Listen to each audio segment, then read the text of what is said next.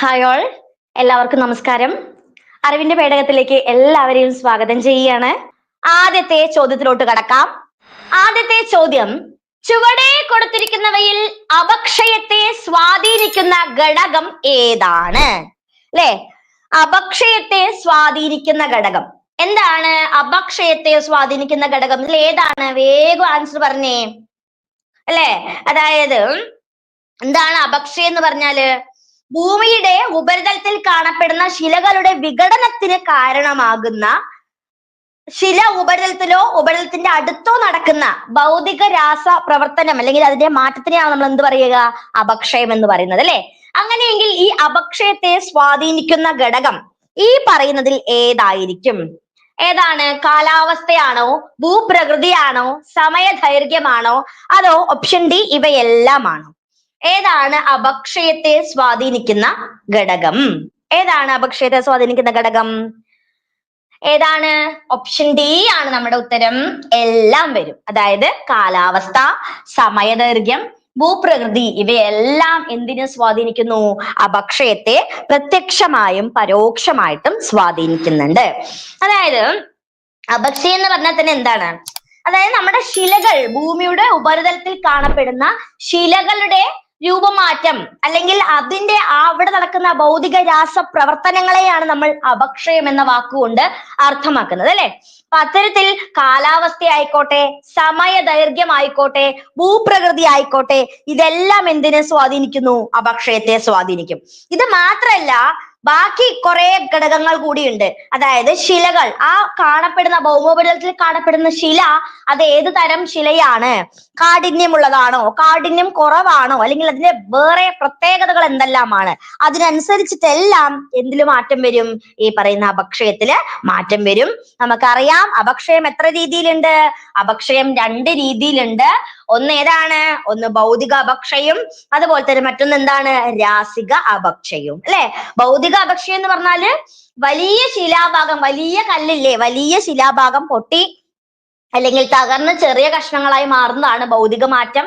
രാസപരമായിട്ടുള്ള മാറ്റം എന്ന് പറഞ്ഞാൽ ആ പേര് പോലെ തന്നെ രാസപരമായി സംഭവിക്കുന്ന ജീർണനം, അതുപോലെ തന്നെ അലിഞ്ഞു ചേരൽ, ഇതെല്ലാം എന്തിന്റെ ഭാഗമായിട്ട് വരും? രാസ അപക്ഷയത്തിന്റെ ഭാഗമായിട്ട് വരും. അടുത്ത ചോദ്യം, തന്നിരിക്കുന്നവയിൽ തെറ്റായ പ്രസ്താവനകൾ വിലയിരുത്തുക. 4 പ്രസ്താവനകൾ തന്നിട്ടുണ്ട്. 3 പ്രസ്താവനകളാണ്, അല്ലെ? 4 പ്രസ്താവന ഉണ്ട്, താഴെ പോയതാണേ. 4 പ്രസ്താവനകളിൽ നിന്ന് തെറ്റായ പ്രസ്താവന ഏതാണെന്ന് വിലയിരുത്തുക. ഓക്കെ, നോക്കാം അല്ലെ? നമുക്ക് നോക്കൂ, രാസിക അപക്ഷയത്തിന്റെ പ്രധാനപ്പെട്ട കാരകമായി പ്രവർത്തിക്കുന്ന ഘടകമാണ് മണ്ണ്. ആണോ? മണ്ണാണോ? അല്ല. ഏതാണ്? ജലമാണ്, അല്ലെ? അതായത് രാസിക അപക്ഷയത്തിന്റെ പ്രധാനപ്പെട്ട ഒരു കാരകമായി പ്രവർത്തിക്കുന്ന ഘടകമാണ് ഏത്? ജലം. മണ്ണ് തെറ്റാണ്. അടുത്തത് നോക്കൂ, അമ്ലമഴ രാസിക അപക്ഷയ ഫലമായി ഉണ്ടാകുന്നത് ആണ്. ആണല്ലോ? ആണ്, ശരിയാണ്. അപക്ഷയ ഉൽപ്പന്നങ്ങൾക്ക് ചുവപ്പു നിറം നൽകുന്നത് അയൺ ഓക്സൈഡുകളാണ്. ആണോ? അതായത് അപക്ഷയം സംഭവിച്ച ഉൽപ്പന്നങ്ങൾക്ക് നമ്മൾ സാധാരണ എന്ത് നിറമാണ് കൊടുക്കാറുള്ളത്? ചുവപ്പ് നിറമാണ് കൊടുക്കാറുള്ളത്. ഓപ്ഷൻ ഏതാണ്? 3ഉം ശരിയാണ്. അടുത്തത് 4ാമത്തെ പ്രസ്താവന നോക്കൂ, അവസാദ ശിലകളിൽ കാണപ്പെടുന്ന ഘടകങ്ങളാണ് ക്വാർട്സ്, കളിമണ്ണ് തുടങ്ങിയവ. അതും എന്താണ്? അതും ശരിയാണ്, അല്ലേ? ശരിയല്ലേ? ശരിയാണ്. അങ്ങനെയെങ്കിൽ താഴെ കൊടുത്തിരിക്കുന്ന പ്രസ്താവനകളിൽ തെറ്റ് ഏത് മാത്രമാണ് നമ്മൾ കണ്ടുപിടിച്ചത്? ഏതായിരുന്നു തെറ്റ്? ഓപ്ഷൻ എ മാത്രമാണ് തെറ്റ്. അപ്പോൾ നമ്മുടെ ഉത്തരം ഏതാണ്? ഓപ്ഷൻ എ ആണ്. 1 മാത്രമാണ് താഴെ കൊടുത്തിരിക്കുന്ന ഘടകങ്ങളിൽ അല്ലെങ്കിൽ താഴെ കൊടുത്തിരിക്കുന്ന പ്രസ്താവനകളിൽ തെറ്റായത്, അല്ലെ? നോക്കൂ, അതായത് രാസിക അപക്ഷയവുമായിട്ട് ബന്ധപ്പെട്ട സ്റ്റേറ്റ്മെന്റ്സ്, ബന്ധപ്പെട്ട പ്രസ്താവനകളാണ് നമ്മൾ ഇത്രയും പഠിച്ചത്, അല്ലെ? രാസിക അപക്ഷയത്തിന് കാരണമാകുന്ന ഘടകങ്ങൾ എന്തൊക്കെയാണ്? സംലയനം, ഓക്സീകരണം, ഹൈഡ്രോളിസിസ്, അതുപോലെ തന്നെ ജലാംശീകരണം, ഇവയെല്ലാം എന്തിന് കാരണമാകുന്നു? ശിലകളുടെ രാസിക അപക്ഷയത്തിന് കാരണമാകുന്ന പ്രധാനപ്പെട്ട ഘടകങ്ങളാണ്. ഓക്കെ അല്ലേ? അടുത്ത ചോദ്യം, അടുത്ത ചോദ്യം, ശിലാമണ്ഡലം സംബന്ധിച്ച ശരിയായ വസ്തുതകൾ വിലയിരുത്തുക, ശരിയായത് തിരഞ്ഞെടുക്കുക. അല്ലെ, ശിലാമണ്ഡലവുമായി ബന്ധപ്പെട്ട വസ്തുതകളാണ്. എന്താണ് ശിലാമണ്ഡലം? അതായത് ഭൂമിയുടെ ഉപരിതലം ഉൾപ്പെടുന്നതും ശിലകളും മണ്ണുകളും കൊണ്ട് രൂപീകരിച്ചിരിക്കുന്നതുമായിട്ടുള്ള ഉറപ്പുള്ള ഭാഗം, ഖരാവസ്ഥയിലുള്ള ഭാഗമാണ് എന്ത്? ശിലാമണ്ഡലം. ഇത് ഈ ഒരു ബേസ് അല്ലെങ്കിൽ ഈ ഒരു സ്റ്റേറ്റ്മെന്റ് മനസ്സിൽ ഉദ്ദേശിച്ചുകൊണ്ട് ഉറപ്പിച്ചു വെച്ചുകൊണ്ട് ഇനി ബാക്കിയുള്ള പ്രസ്താവനകൾ വായിച്ചിട്ട് ഏതാണ് ശരിയെന്ന് വേഗം ആൻസർ ചെയ്തേ. കരയിലെ ഏറ്റവും ഉയരം കൂടിയ ഭാഗമാണ് എവറസ്റ്റ് കൊടുമുടി. ആണോ? കരയിലെ ഏറ്റവും ഉയരം കൂടിയ ഭാഗമാണ് എവറസ്റ്റ് കൊടുമുടി. ആണ്, ശരിയാണ്. ചലഞ്ചർ ഗർത്തം ശിലാമണ്ഡലത്തിന്റെ ഭാഗമാണോ? ആണ്, ശരിയാണ്. അടുത്തത് നോക്കൂ, ശിലാമണ്ഡലത്തിൽ ഉൾപ്പെടുന്ന ഭൂരൂപമാണ് പീഠഭൂമികൾ. അല്ലേ? ശരിയാണല്ലേ. ശിലാമണ്ഡലത്തില് പർവ്വതങ്ങളുണ്ട്, അതുപോലെ തന്നെ സമതലങ്ങളുണ്ട്, അതുപോലെ തന്നെ പീഠഭൂമികളും ഉണ്ട്. ഉറപ്പല്ലേ? അപ്പൊ ഇതെല്ലാം കൂടി ചേർന്ന് അല്ലെങ്കിൽ ശിലാമണ്ഡലത്തിൽ കാണുന്ന പ്രധാനപ്പെട്ട ഭൂരൂപങ്ങൾ ഏതാണെന്ന് ചോദിച്ചാല് പർവ്വതങ്ങൾ പറയാം, സമതലങ്ങൾ പറയാം, പീഠഭൂമികളും പറയാം. അല്ലേ? അപ്പൊ ഇതും ശരിയാണ്. അപ്പൊ ഏതാണ് ഇതിൽ നമ്മുടെ ശരിയായിട്ടുള്ള ഉത്തരം? ഈ പറഞ്ഞ 3 പ്രസ്താവനകളിൽ എല്ലാം ശരിയാണ്. അപ്പൊ നമ്മുടെ ഉത്തരം ഏതാണ്? ഓപ്ഷൻ ഡി ആണ്, എല്ലാം ശരിയാണ്. അപ്പൊ ശിലാമണ്ഡലം എന്ന് പറഞ്ഞാൽ എന്താണ്?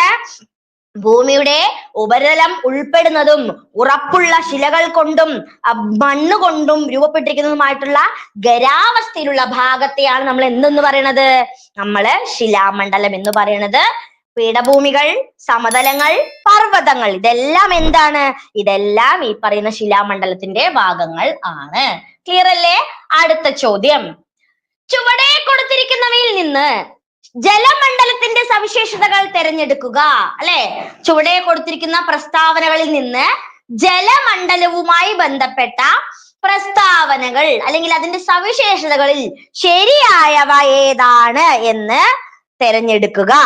ഓക്കെ, ഏതാണ് ശരിയായവ? നോക്കൂ, ആദ്യത്തെ പ്രസ്താവനയാണ് ജലമണ്ഡലത്തിൽ ജലം ഖരാവസ്ഥയിൽ സ്ഥിതി ചെയ്യുന്നു. ആണോ? ജലമണ്ഡലത്തിൽ ജലം ഖരാവസ്ഥയിൽ മാത്രമാണോ സ്ഥിതി ചെയ്യുന്നത്? തെറ്റാണ്. അതായത് ജലമണ്ഡലത്തില് ജലം, ഖരം,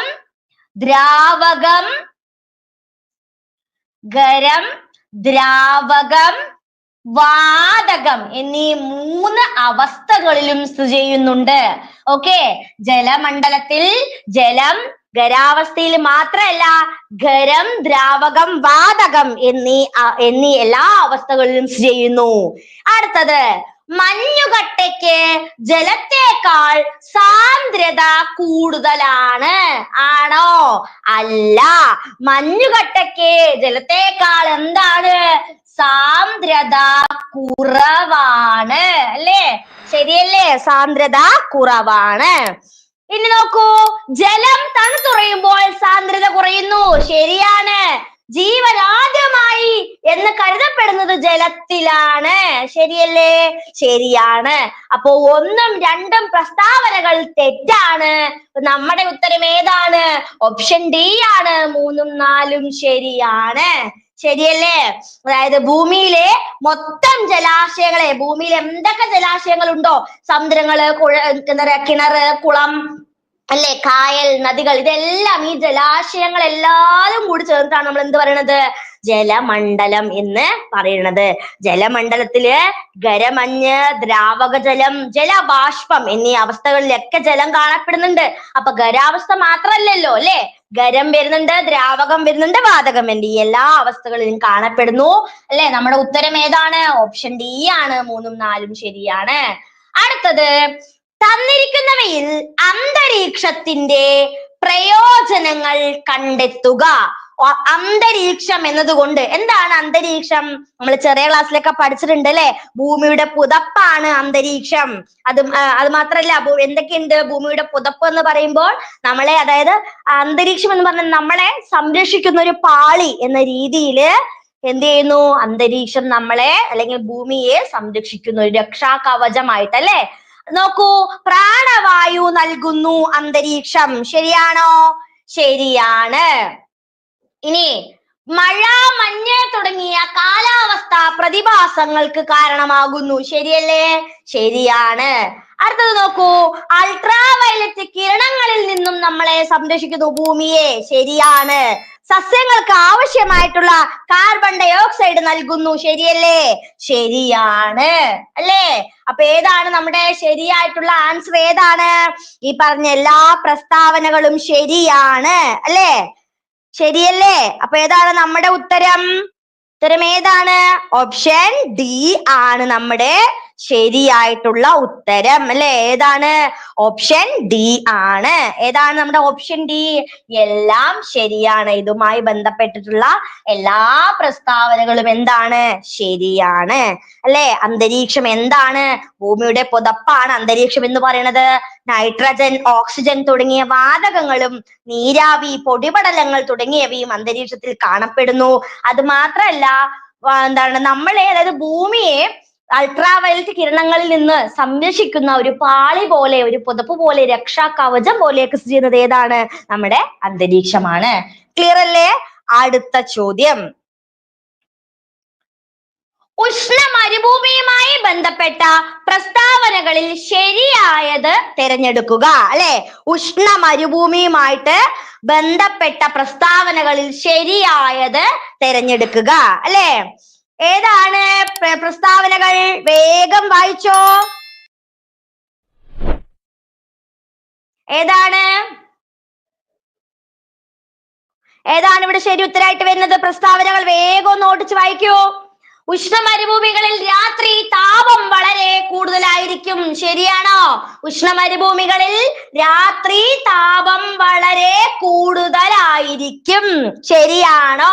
തെറ്റാണ്. ഉഷ്ണ മരുഭൂമികളിൽ രാത്രി താപം എന്താണ്? കുറവായിരിക്കും. ശൈത്യകാലത്ത് വളരെ കുറഞ്ഞ താപനിലയാണ്. അതറിയാം. വളരെ ശരിയായിട്ടുള്ള കാര്യമാണ്. ഉഷ്ണ മരുഭൂമികളിൽ പലതും ധാതു നിക്ഷേപങ്ങളാൽ സമ്പന്നമാണ്. അതും ശരിയാണ്. ഉഷ്ണ മരുഭൂമിയിൽ കാണപ്പെടുന്ന ഒരു സസ്യമാണ് അക്കേഷ്യ. ശരിയാണോ? അതും ശരിയാണ്. ഏതൊക്കെ പ്രസ്താവനകളാണ് ഇതിൽ ശരിയായവ? ഒന്ന് മാത്രം തെറ്റാണ്. 2ഉം 3ഉം 4ഉം ശരിയാണ്. നമ്മുടെ ഉത്തരം ഏതാണ്? ഓപ്ഷൻ ബി ആണ് ശരി ഉത്തരം. അല്ലെ? ഉഷ്ണ മരുഭൂമിയില് ജീവിക്കുന്ന പ്രധാനപ്പെട്ട വിഭാഗക്കാരാണ് കലഹാരിയിലെ ബുഷ്മൻ ഗോത്രവർഗക്കാരല്ലേ. അതുപോലെ സഹാറയിലാണെങ്കിലോ ത്വാറെഗ് വംശജരാണ്. അതായത് ഈ ഉഷ്ണ മരുഭൂമി എന്ന് പറഞ്ഞാൽ നമുക്കറിയാം ചൂട് വളരെ കൂടുതലായിരിക്കും. നമ്മുടെ പോലെ സ്റ്റെറൈൽ ആയിട്ടുള്ള ഫലഭൂയിഷ്ടമായിട്ടുള്ള മണ്ണും കാര്യങ്ങളും ഒന്നും ഉണ്ടാവില്ല. അതുകൊണ്ട് അവിടെയുള്ള ആളുകളുടെ പ്രധാനപ്പെട്ട തൊഴില് വേട്ടയാടലും അതുപോലെ തന്നെ കന്നുകാലി വളർത്തലും ഒക്കെ ആയിരിക്കും. ഓക്കെ അല്ലേ? അടുത്ത ചോദ്യം. ശരിയായ ജോഡി കണ്ടെത്തുക. ശരിയായ അതിനെ ജോഡി ചേർക്കുക. ഒരു match the following type question ആണ്. അപ്പോ ഈ ഒരു പോയിന്റിൽ നമുക്ക് മനസ്സിലായ കാര്യമാണ്. എന്താണ് ഇത്? മരുഭൂമികളും അവ സ്ഥിതി ചെയ്യുന്ന രാജ്യങ്ങളുമാണ് കൊടുത്തിരിക്കുന്നത്. അല്ലേ? കോണ്ടിനെന്റ്സും ആണ്. അതിൽ ഏതാണ് ശരി എന്ന് പറഞ്ഞാൽ മതി. അല്ലെ? നമ്മൾ എങ്ങനെ ജോഡിപ്പെടുത്തിയാൽ മതി. ഏതാണ് ശരിയായ ജോഡി? സഹാറ എവിടെയാ? ഥാർ, അറ്റകാമ, അതുപോലെ തന്നെ മൊഹേവ്, ഇതൊക്കെ എവിടെയാണ് സ്ഥിതി ചെയ്യുന്നത് മാത്രം പറയാ. ഏതാണ് ശരി ഉത്തരമായിട്ട് വരുന്നത്? കിട്ടിയോ? സഹാറ എവിടെയാണ്? സഹാറ ആഫ്രിക്കയിലാണ്. അല്ലെ? സഹാറ എവിടെയാണ്? ആഫ്രിക്കയിലാണ്. ഥാർ മരുഭൂമി എവിടെ സ്ഥിതി ചെയ്യുന്നു? സഹാറ ആഫ്രിക്കയിലാണ്. ഥാർ മരുഭൂമി അതെവിടെയാണ്? ഥാർ മരുഭൂമി ഏഷ്യയിലാണ് സ്ഥിതി ചെയ്യുന്നത്. അറ്റഗാമ എവിടെയാണ്? അറ്റഗാമ തെക്കേ അമേരിക്കയിലാണ്. തെക്കേ അമേരിക്കയിലാണ് അറ്റഗാമ. മൊഹേവ് എവിടെയാണ്? മൊഹേവ് വടക്കേ അമേരിക്കയില്. അപ്പൊ ഇത് ആൻസർ പറഞ്ഞോളൂ. ഏതാണ് ശരി ഉത്തരമായിട്ട് വരുന്നത്? ഇതില് എ ആണ്. 1 സി, 2 എ, 3 ഡി, 4 ബി. അല്ലെ? സഹാറ മരുഭൂമി ആഫ്രിക്കയില്, ഥാർ മരുഭൂമി ഏഷ്യയില്, അറ്റഗാമ തെക്കേ അമേരിക്ക, മൊഹേവ് വടക്കേ അമേരിക്ക. കിട്ടിയല്ലോ? ഓക്കെ അല്ലേ? അപ്പൊ എന്താണ് ഈ ഒരു മരുഭൂമികൾ എന്ന് പറഞ്ഞാല്? കാറ്റിന്റെ പ്രവർത്തന ഫലമായിട്ടുണ്ടാകുന്ന പ്രധാനപ്പെട്ട ഭൂരൂപങ്ങളാണ് നമ്മൾ പറഞ്ഞ പോലെ തന്നെ അവിടെ ഊഷ്മാവ് അല്ലെങ്കിൽ ഈ ഫലഭൂയിഷ്ടമായ മണ്ണൊന്നും ഉണ്ടാവില്ല, ചൂട് വളരെ കൂടുതലായിരിക്കും. അങ്ങനെയുള്ള ഒരു പ്രധാനപ്പെട്ട ഭൂരൂപങ്ങളെയാണ് നമ്മൾ മരുഭൂമികൾ എന്ന് പറയുക. അടുത്ത ചോദ്യം, അപരദന ഭൂരൂപങ്ങളുമായി ബന്ധപ്പെട്ട ജോഡികളാണ് താഴെ ഉള്ളത്. അവയിൽ നിന്ന് ശരിയായ ജോഡി ഏതാണെന്ന് കണ്ടെത്തുക. അല്ലെ, അപരദന ഭൂരൂപങ്ങളും അവയുമായി ബന്ധപ്പെട്ട ബന്ധപ്പെട്ട ഏതൊക്കെയാണ് രൂപങ്ങൾ, അപരദന ഫലമായിട്ട് എന്തെല്ലാമാണ് ഉണ്ടാകുന്നത് എന്നാണ് കൊടുത്തിരിക്കുന്നത്. അതുമായി ബന്ധപ്പെട്ട ശരിയായ ജോഡി മാത്രം നമ്മൾ കണ്ടെത്തിയാൽ മതി. ഓക്കെ, നോക്കൂ, നദികളുടെ അപരദന പ്രക്രിയയുടെ ഫലമായിട്ടുണ്ടാകുന്നതാണ് ഗിരികന്ധരങ്ങൾ. ശരിയാണോ? ശരിയാണ് അല്ലേ? നദികൾ ഗിരികന്ധരങ്ങളാണ്. ഹിമാനികൾ ഏതാണ്? ഹിമാനികൾ വെള്ളച്ചാട്ടം. തെറ്റാണ്. ഹിമാനികളുടെ ഫലമായി ഉണ്ടാകുന്ന ഭൂരൂപങ്ങളാണ് നദികളാണ് ഇവിടെ ശരി ഉത്തരം. കാറ്റ് ഏതാണ്? Sinkhole. തെറ്റാണ്. കാറ്റിന്റെ ഫലമായിട്ടുണ്ടാകുന്നതാണ് ഭൂഗർഭജലം. എന്താണ്? ഭൂഗർഭജലം. അടുത്തത് ഭൂഗർഭജലം ഏതാണ്? ബാർക്കൻസ്. തെറ്റാണ്. കാറ്റാണ്. നമ്മൾ മുന്നിലത്തെ ക്വസ്റ്റ്യൻ നോക്കിയുള്ളൂ അല്ലെ, കാറ്റ്. അപ്പൊ ഇതിൽ ശരിയായ ജോഡി ഏതാണ്? ശരിയായ ജോഡി ഒന്നാണ്. ഒന്ന് മാത്രമാണ് നമ്മുടെ ശരിയായിട്ടുള്ള ഉത്തരം. അതായത് അപരദന ഭൂരൂപങ്ങളുടെ ജോഡിയാണ് നമ്മൾ ചോദിച്ചത് അല്ലെ. നോക്കൂ, നദികളുടെ അപരദന ഫലമായി ഉണ്ടാകുന്ന ഭൂരൂപങ്ങൾ വീരൂപ താഴ്വരകള്, ഉൾക്കുഴി, ഉരക്കുഴി, വെള്ളച്ചാട്ടം, അതുപോലെ തന്നെ നദീതീരം അല്ലെ. ഇനി ഹിമാനികളാണെന്നുണ്ടെങ്കിലോ സിർക്കുകൾ, ഹോണുകൾ, എറേറ്റുകൾ. കേട്ടിട്ടുണ്ടോ? യൂരൂപ താഴ്വരകൾ. കാറ്റിന്റെ ഫലമായിട്ടാണ് കൂൺശില, ഗുഹകൾ, പീഠശിലയൊക്കെ ഉണ്ടാവുന്നത്. ഭൂഗർഭജലം ഡൊളൈനും അതുപോലെ തന്നെ തുരങ്കവും, തിരമാലകളുടെ ഫലമായിട്ടാണ് ക്ലിഫുകൾ, കടൽ ഗുഹകൾ, കടൽ സ്തംഭങ്ങൾ എന്നിവ ഉണ്ടാകുന്നത്. ഓക്കെ ആണോ? അടുത്ത ക്വസ്റ്റിനോട്ട് പോവല്ലേ? ഡൗട്ടൊന്നുമില്ലാലോ? അടുത്ത ചോദ്യം, അഗ്നിപർവ്വത സ്ഫോടനത്തിന്റെ ഉപയോഗങ്ങൾ എന്തെല്ലാമാണെന്ന് കണ്ടെത്തുക.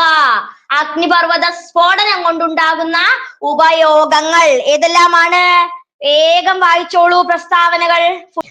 ലാവാശിലകൾ പൊടിഞ്ഞുണ്ടാകുന്ന മണ്ണ് വളരെ ഫലഭൂയിഷ്ടമായിരിക്കും. ശരിയാണ്. അഗ്നിപർവ്വത സ്ഫോടന ഫലമായി ലഭിക്കുന്ന ചാരം വളമായിട്ട് ഉപയോഗിക്കാം. ശരിയാണ്. അഗ്നിപർവ്വത സ്ഫോടന ഫലമായി ഉണ്ടാകുന്ന ഗീസറുകൾ വിനോദ സഞ്ചാര കേന്ദ്രങ്ങളായിട്ട് നമുക്ക് മാറ്റാൻ പറ്റും. ശരിയാണോ? ശരിയാണ് അല്ലെ. ഇതുമായി ബന്ധപ്പെട്ട ഓപ്ഷൻസ് ഞാൻ താഴെ സ്ക്രോൾ ചെയ്ത് തരാം. ഓപ്ഷൻ 1 മാത്രമാണ് ശരി, 2 മാത്രമാണ് ശരി, 3 മാത്രമാണ് ശരി. ഏതാണ് നമ്മുടെ ശരി ഉത്തരമായിട്ട് വരുന്നത്? ഏതാണ് ശരി ഉത്തരം? എല്ലാം ശരിയാണ് അല്ലെ. നമ്മൾ പറഞ്ഞ എല്ലാ സ്റ്റേറ്റ്മെന്റ്സും എന്തായിരുന്നു? ശരിയാണ്. നമ്മളുടെ ഓപ്ഷൻ ഏതാണ്? ഓപ്ഷൻ ഡി ആണ്. എല്ലാം ശരിയാണ് അല്ലെ. ഫലകജലങ്ങളുടെ ഫലമായിട്ടേ ഉരുകിയ ശിലാദ്രവം പുറത്തേക്ക് വരുന്ന ഒരു പ്രക്രിയയാണ് അഗ്നിപർവ്വതങ്ങൾ എന്ന് പറയുന്നത് അല്ലെ. ലാവകൾ പൊടിഞ്ഞുണ്ടാകുന്ന മണ്ണിന് ഉദാഹരണമാണ് ഡെക്കാൻ പീഠഭൂമി. നമുക്കറിയാം ഡെക്കാൻ പീഠഭൂമി എന്ന് പറഞ്ഞാൽ അവിടെ എന്തുണ്ട്? ഫലഭൂയിഷ്ടമായ മണ്ണാണ്, കൂടുതൽ കൃഷിയുണ്ട് അല്ലെ. നമ്മളെ കൃഷികളെ കുറിച്ച് അല്ലെങ്കിൽ കാർഷിക വിളകളൊക്കെ കുറിച്ച് പഠിക്കുന്ന സമയത്ത് ആ വിളകളുടെയൊക്കെ കേന്ദ്രം അല്ലെങ്കിൽ ഏറ്റവും കൂടുതൽ എവിടെയാണെന്ന് ചോദിച്ചാൽ നമുക്ക് ഡെക്കാൻ പീഠഭൂമി എന്ന് ആവർത്തിച്ച് പഠിക്കാറുണ്ട് അല്ലെ. അപ്പൊ അഗ്നിപർവ്വത സ്ഫോടന ഫലമായി ഉണ്ടാകുന്ന മണ്ണിന് എന്തുണ്ടെന്ന് മനസ്സിലാക്കുക, ഫലഭൂയിഷ്ഠത ഉണ്ട് എന്ന് മനസ്സിലാക്കുക. അടുത്ത ചോദ്യം, ലോകത്തിലെ പ്രധാനപ്പെട്ട മടക്ക് പർവ്വത നിരകളാണ് ഏതാണ്? ലോകത്തിലെ പ്രധാനപ്പെട്ട മടക്ക് പർവ്വത നിരകൾ ഏതാണ്? ഹിമാലയം, ആൽപ്സ്, റോക്കീസ് ഇവയെല്ലാം ഏതാണ്? ഹിമാലയം, റോക്കീസ് പർവ്വതവും ആൽപ്സ് പർവ്വതവും ഒക്കെ എന്താണ്? ലോകത്തിലുള്ളതിൽ വെച്ച് പ്രധാനപ്പെട്ട മടക്ക് പർവ്വതങ്ങൾക്ക് ഉദാഹരണങ്ങൾ തന്നെയാണ് അല്ലെ. ഹിമാലയം അല്ലെ, റോക്കീസ്, അതുപോലെ തന്നെ യൂറോപ്പ്, ഇതെല്ലാം എവിടെയാണ്? നമ്മുടെ ലോകത്തിലെ പ്രധാനപ്പെട്ട മടക്ക് പർവ്വത നിരകൾക്ക് ഉദാഹരണങ്ങളാണ്. ഓക്കെ അല്ലേ? അടുത്ത ചോദ്യത്തിലോട്ട് പോവാട്ടോ നമുക്ക്.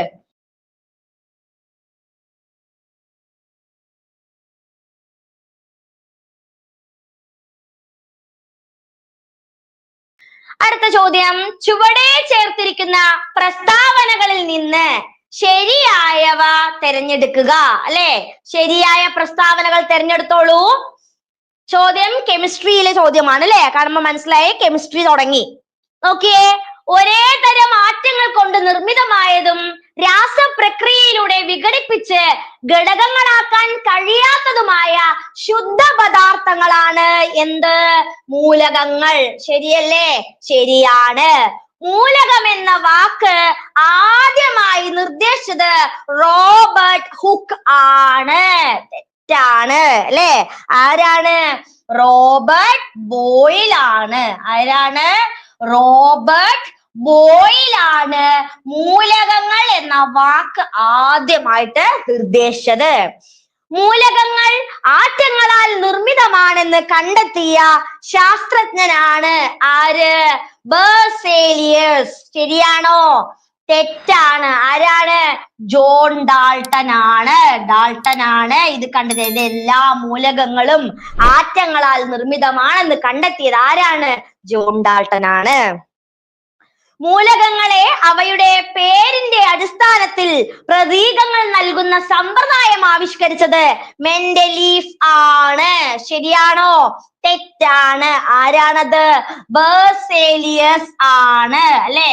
അത് ബെർസേലിയസ് ആണ് ആദ്യമായിട്ട് ഈ പറയുന്ന മൂലകങ്ങളെ അവയുടെ പേരിന്റെ അടിസ്ഥാനത്തിൽ പ്രതീകങ്ങൾ നൽകിക്കൊണ്ട് അവയെ സൂചിപ്പിക്കാം അല്ലെ. ഹൈഡ്രജൻ എന്ന് പറയുമ്പോ H, ഓക്സിജൻ എന്ന് പറയുമ്പോ O, കാർബൺ എന്ന് പറയുമ്പോ CO2 അല്ലെ, കാൽഷ്യം Cl. ഇതെല്ലാം ഇങ്ങനെ മൂലകങ്ങളെ അവയുടെ പേരിന്റെ അടിസ്ഥാനത്തിൽ വർഗീകരിക്കാമെന്ന് കണ്ടെത്തിയത് ആരാണ്?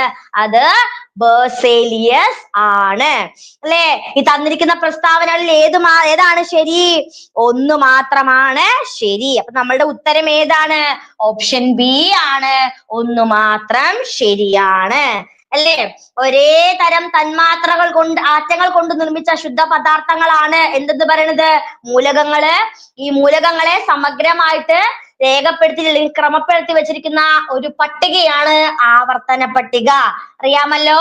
അടുത്ത ചോദ്യം, താഴെ കൊടുത്തിരിക്കുന്ന പ്രസ്താവനകളിൽ നിന്ന് ശരിയായവ തിരഞ്ഞെടുക്കുക. ഏതാണ് ശരിയായ പ്രസ്താവന? വേഗം നോക്കൂ. ന്യൂക്ലിയസിൽ നിന്ന് അകലം കൂടുന്നതിനനുസരിച്ച് ഷെല്ലുകളിലെ ഊർജം കുറയുന്നു. ശരിയാണോ? അല്ല, തെറ്റാണ്. ന്യൂക്ലിയസിൽ നിന്ന് അകലം കൂടുന്നതിനനുസരിച്ച് ഷെല്ലുകളിലെ ഊർജം കൂടുന്നു അല്ലെ, കുറയുന്നു അല്ല, കൂടുകയാണ് ചെയ്യുന്നത്. എല്ലാ ഷെല്ലുകളിലും കാണപ്പെടുന്ന ഒരു പൊതുവായ സബ്ഷെല്ലാണ് ഏത് സബ്ഷെല്ല്? എസ് അല്ലെ. ചെറുതായിട്ട് ടൈപ്പ് ചെയ്തപ്പോ എസ് വിട്ടുപോയി ട്ടോ. എസ് എന്ന് കൂടി ആഡ് ചെയ്ത് പഠിക്കണേ, എന്നാലേ ഈ സ്റ്റേറ്റ്മെന്റ് ശരിയാവുള്ളൂ. എല്ലാ ഷെല്ലുകളിലും കാണപ്പെടുന്ന പൊതുവായ സബ്ഷെല്ലാണ് എസ്. ശരിയാണോ? ശരിയാണ്. അടുത്തത്, എസ് സബ്ഷെല്ലിലെ ഓർബിറ്റലിന്റെ ആകൃതി ഗോളാകൃതിയാണ്. ശരിയാണോ? അതും ശരിയാണ്. ഏതാണ് അപ്പൊ നമ്മുടെ ശരിയായിട്ടുള്ള ഉത്തരം എന്ന് പറയുന്നത്? ഒന്ന് തെറ്റാണ്, 2ഉം 3ഉമാണ് ശരി അല്ലെ. ഇത് 2ആണ് കേട്ടോ. ടൈപ്പ് ചെയ്ത് വന്നപ്പോ മാറിപ്പോയതാണേ. ഓപ്ഷൻ എ ആണ് നമ്മുടെ ശരി ഉത്തരം. 2ഉം 3ഉമാണ് ശരി അല്ലെ. 2ഉം 3ഉം എന്താണ്? ശരിയാണ്. ക്ലിയർ അല്ലേ? അതായത് ഈ ഷെല്ലുകളില് ഈ പറഞ്ഞ KLMN അല്ലെ, എങ്ങനെയാണ് നമ്മൾ ഷെല്ലുകളെ നമ്മൾ ഡിവൈഡ് ചെയ്തിരിക്കുന്നത്, ഈ ഷെല്ലുകളെ എങ്ങനെയാണ് നമ്മൾ വിന്യസിപ്പിച്ചിരിക്കുന്നത്. അപ്പൊ ഇതില് ഊർജ നിലകൾ മാറ്റം വരുന്നതിനനുസരിച്ചിട്ട് എന്ത് ചെയ്യുന്നു? അതായത് ന്യൂക്ലിയസിൽ നിന്ന് അകലം കൂടുന്നതിന്റെ അടിസ്ഥാനത്തിലാണ് നമ്മൾ ഈ ഷെല്ലുകളെ വിന്യസിപ്പിച്ചിരിക്കുന്നത്. അപ്പോ ഈ ന്യൂക്ലിയസിൽ നിന്ന് അകലം കൂടുന്തോറും ഷെല്ലുകളിലെ ഊർജം എന്താവുന്നു? കൂടിക്കൂടിയിട്ട് വരുന്നു അല്ലെ. അതായത് ഇപ്പോ K എന്ന് പറയുന്ന ഷെല്ലില് 2ആണ് അതിന്റെ ഊർജ്ജനില എന്ന് പറഞ്ഞാല് L ഷെല്ലില് ഉൾക്കൊള്ളാവുന്ന പരമാവധി എണ്ണം, ഇലക്ട്രോണുകളുടെ എണ്ണം എന്ന് പറയുന്നത് എത്രയായിരിക്കും? അത് 8ആണ്. പിന്നെ KL കഴിഞ്ഞാൽ പിന്നെ M ആണ് അല്ലെ. M ഷെല്ലിൽ അത് 18ആണ്, N ഷെല്ലിൽ അത് 32ആണ്. അപ്പൊ നോക്കൂ, ഈ ഷെല്ലിന്റെ വിന്യാസം എന്താണ്? കൂടിയിട്ടാണ് വരുന്നത് അല്ലെ. ന്യൂക്ലിയസിൽ നിന്ന് അകലം കൂടുന്തോറും നമ്മൾ എന്തും കൂടി മനസ്സിലാക്കണം. അതായത് ഇലക്ട്രോണുകൾ തമ്മിലുള്ള ആകർഷണ ബലം കുറയുന്നു. ന്യൂക്ലിയസിൽ നിന്ന് അകലം കൂടുമ്പോൾ ഇലക്ട്രോണുകൾ തമ്മിലുള്ള ആകർഷണ ബലം കുറയുകയും ഊർജ്ജനില എന്ത് ചെയ്യുന്നു? കൂടുകയും ചെയ്യുന്നു. ക്ലിയർ അല്ലേ?